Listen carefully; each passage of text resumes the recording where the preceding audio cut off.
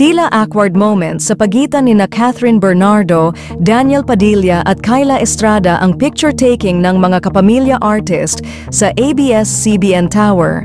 Sa ginanap na ABS-CBN Christmas Special ay naisipan ng mga bosses na kumuha ng litrato sa kanilang tower kasama ang mga kapamilya artist. Lingid nga sa kaalaman ng lahat na sinusulit nila ang nasabing tower dahil tatanggalin na nga ito at lilipat sila sa bago nilang tahanan sa Bulacan.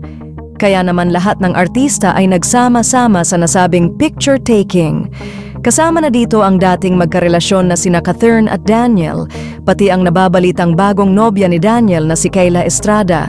Tila may tensyon nga habang kinukuhanan sila ng litrato, makikita si Daniel na nakaupo, habang si Catherine ay nasa gitna at si Kyla naman ay nasa gilid lamang ni Catherine.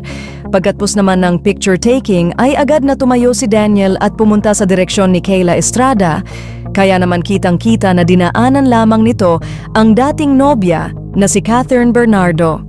Narito at panoorin natin ang nasabing video kung saan nagkita-kita ang tatlo.